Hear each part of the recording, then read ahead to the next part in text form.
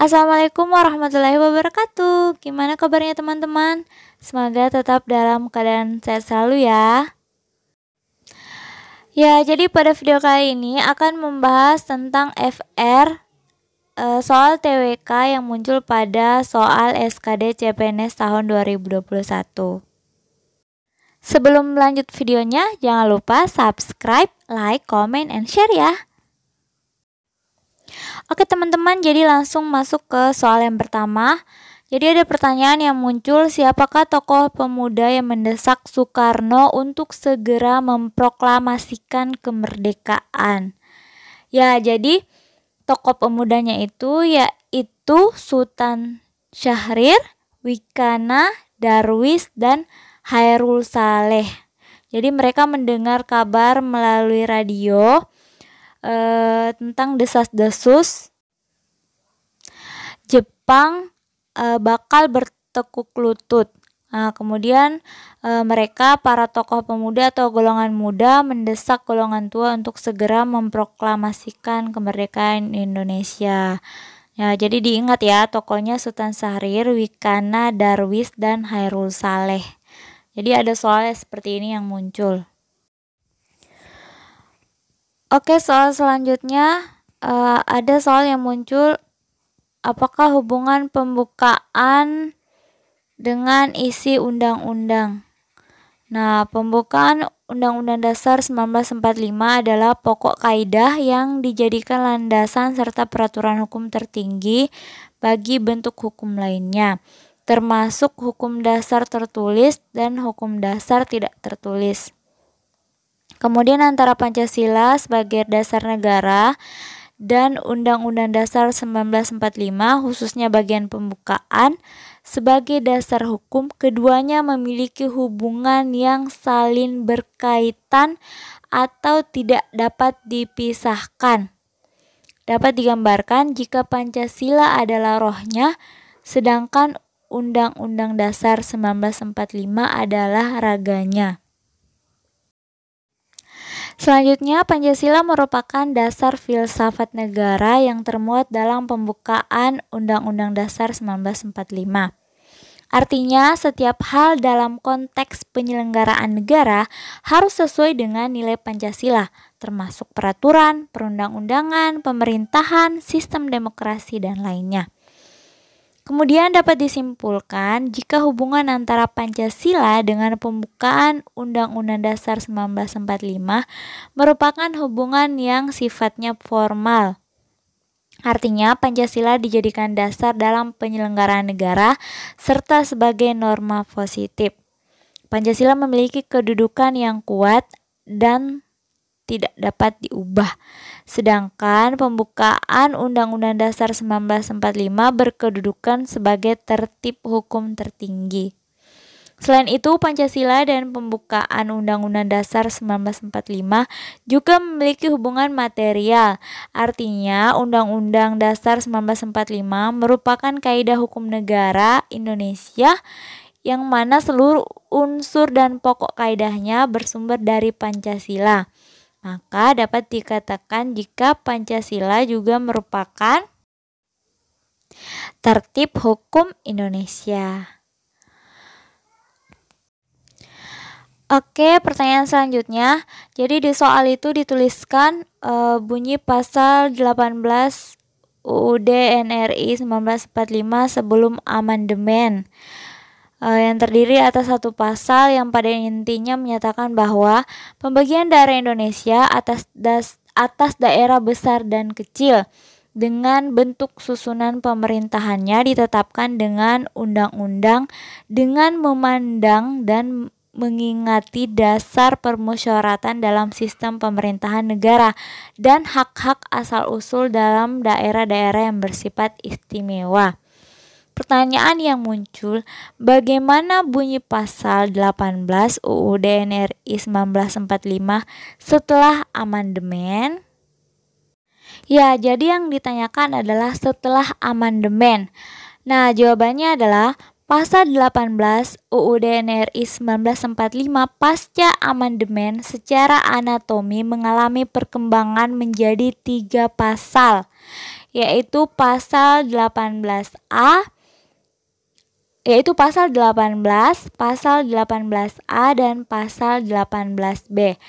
Adapun selengkapnya menyatakan, pertama, Negara Kesatuan Republik Indonesia dibagi atas daerah-daerah provinsi, dan daerah provinsi itu dibagi atas kabupaten dan kota, yang tiap-tiap provinsi, kabupaten, dan kota itu mempunyai pemerintahan daerah yang diatur dengan undang-undang. Kemudian yang kedua, pemerintahan daerah provinsi, daerah kabupaten, dan kota mengatur dan mengurus sendiri urusan pemerintahan menurut asas otonomi dan tugas pembantuan. Kemudian yang ketiga, pemerintahan daerah provinsi, daerah kabupaten, dan kota memiliki Dewan Perwakilan Rakyat Daerah yang anggota-anggotanya dipilih melalui pemilihan umum. Oke, lanjut ke soal selanjutnya. Jadi di soal dituliskan bunyi pasal 6 ayat 1, calon presiden dan calon wakil presiden harus seorang warga negara Indonesia sejak kelahirannya dan tidak pernah menerima kewarganegaraan lain karena kehendaknya sendiri. Tidak pernah mengkhianati negara serta mampu secara rohani dan jasmani untuk melaksanakan tugas dan kewajiban sebagai presiden dan wakil presiden. Soalnya yang muncul adalah bagaimana bunyi pasal 6 ayat 1 UUD NRI 1945 sebelum amandemen. Jadi yang ditanyakan sebelum amandemen. Ya, jadi jawabannya sebelum amandemen pasal 6 ayat 1, presiden ialah orang Indonesia asli. Kemudian presiden dan wakil presiden dipilih oleh Majelis Permusyawaratan Rakyat dengan suara yang terbanyak. Nah, jadi itu isinya sebelum amandemen. Oke, lanjut ke soal berikutnya. Ada soal yang muncul, apa peran dari Susanto Tirtoprodjo dan Adnan Kapaugani? Jadi apa peran dari kedua tokoh atas nama Susanto dan Adnan Kapaugani ini apa?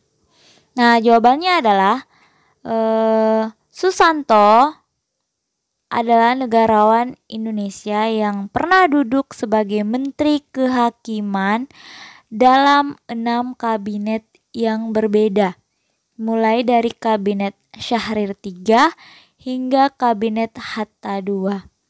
Jadi diingat-ingat ya, karena ini materi TWK, banyak juga yang muncul hafalan. Kemudian Adnan Kapaugani. Adnan Kapaugani merupakan purnawirawan Mayor Jenderal TNI ya, atau dikenal dengan Aka Gani. Ya, jadi Aka Gani merupakan seorang dokter, politisi, dan tokoh militer Indonesia. Dirinya pernah menjabat sebagai Wakil Perdana Menteri pada Kabinet Amir Syarifuddin I dan Kabinet Amir Syarifuddin II. Ketika menjabat sebagai Menteri Kemakmuran, Aka Gani beserta Sultan Syahrir dan Muhammad Rum menjabat sebagai delegasi Indonesia ke sidang pleno ketiga Perjanjian Linggarjati. Ya, jadi itu peran kedua tokoh ini. Jadi ada soal yang muncul seperti ini. Oke, selanjutnya FR yang muncul atau pertanyaan yang muncul, apa tujuan Soekarno ingin memperjuangkan Irian Barat? Ya, jadi perlu diketahui bahwa Soekarno adalah orang yang memiliki cita-cita merebut Irian Barat atau sekarang dikenal dengan Papua dari tangan Belanda. Nah, konferensi meja bundar di Den Haag tahun 1949 itu tidak memberikan penyelesaian soal Irian Barat. Indonesia ingin Irian Barat menjadi bagian dari Indonesia, sementara Belanda ingin Papua atau Irian Barat menjadi negara sendiri. Tentu saja dengan pemerintahan boneka yang akan menguntungkan Belanda. Kedua belah pihak sebenarnya sepakat masalah Irian Barat akan diselesaikan dalam waktu 1 tahun.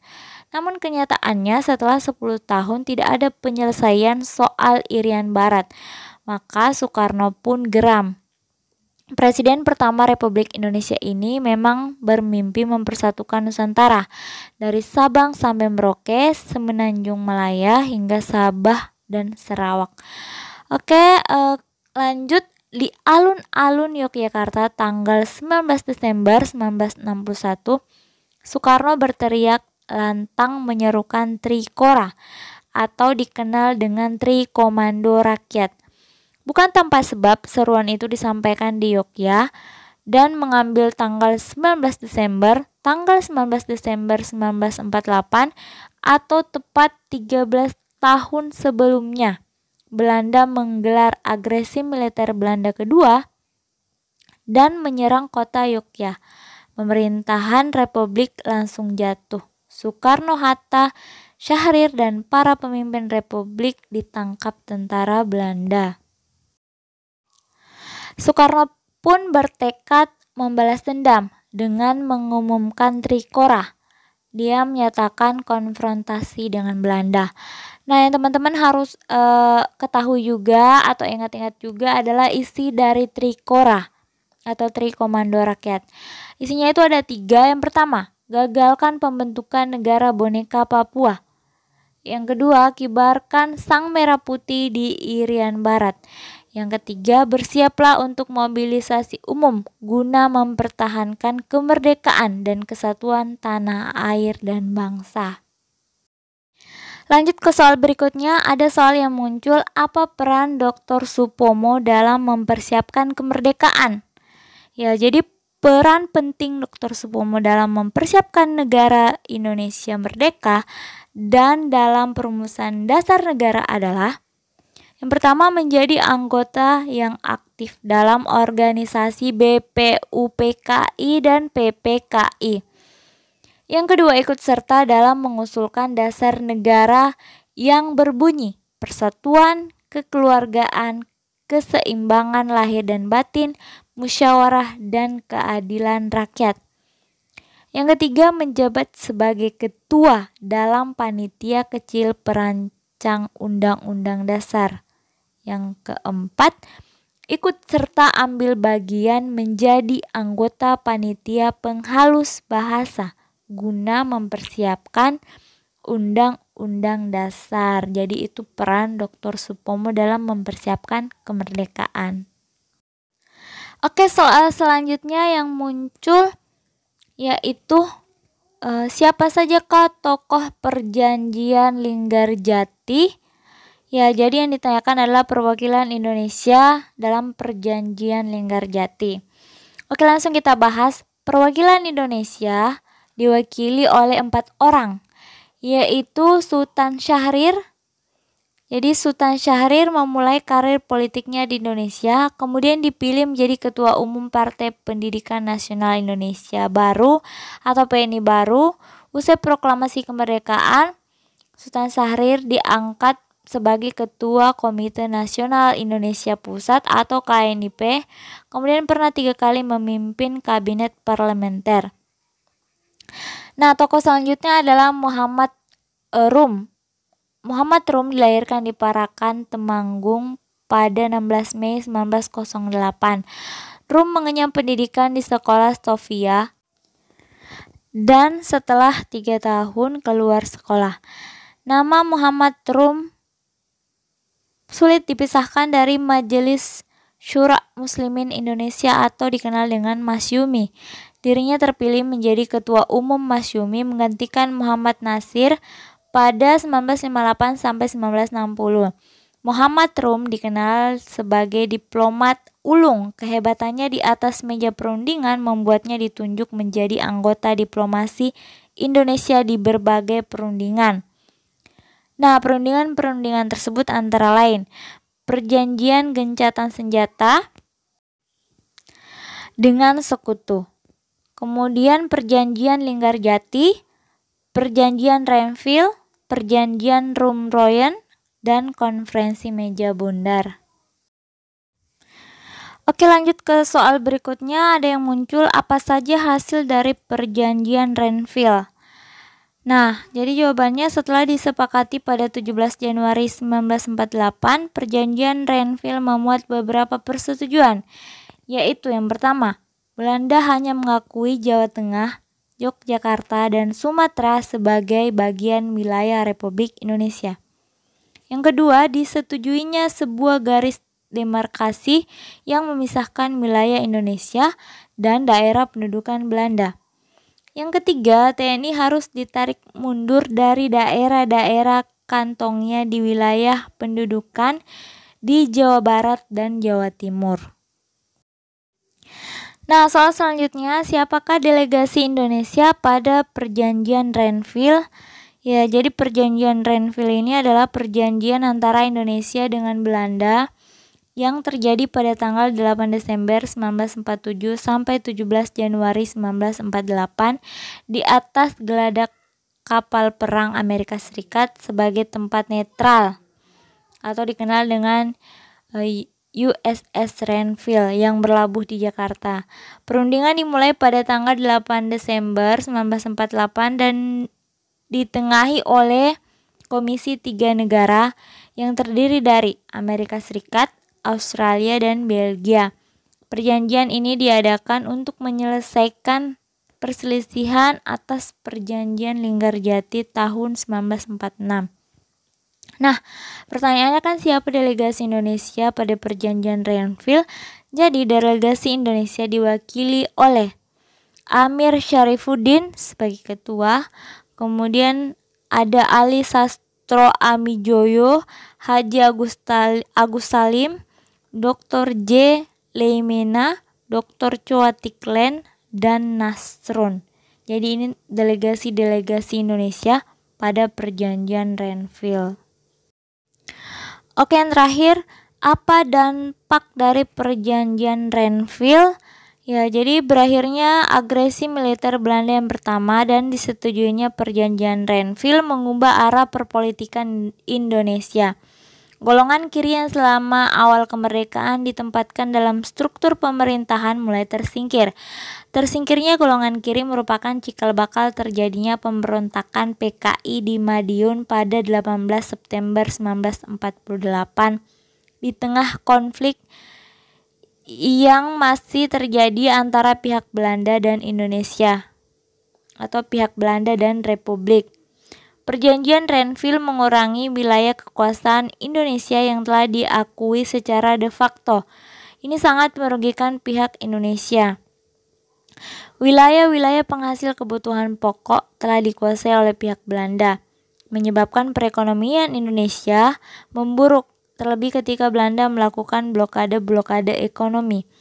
Pemblokadean ekonomi merupakan salah satu taktik pihak Belanda untuk melemahkan Indonesia. Nah, selanjutnya perjanjian ini juga mengakibatkan TNI harus ditarik mundur dari daerah-daerah kantong di wilayah pendudukan Belanda di Jawa Barat dan Jawa Timur. Kondisi ini melahirkan peristiwa Long March Siliwangi, sebuah perjalanan panjang para tentara divisi Siliwangi dari Jawa Barat ke Jawa Tengah dan Yogyakarta. Dampak dari peristiwa ini melahirkan sebuah pemberontakan oleh Kartosuwiryo dan pasukannya yang tidak ingin keluar dari Jawa Barat yang saat itu berada di kekuasaan Belanda untuk mendirikan negara Islam Indonesia. Ya teman-teman, jadi itu tadi beberapa kumpulan FR dari soal-soal SKD CPNS tahun 2021. Semoga videonya bermanfaat. Sukses selalu untuk semua yang menonton. Jangan lupa untuk subscribe, like, comment, and share ya. Wassalamualaikum warahmatullahi wabarakatuh.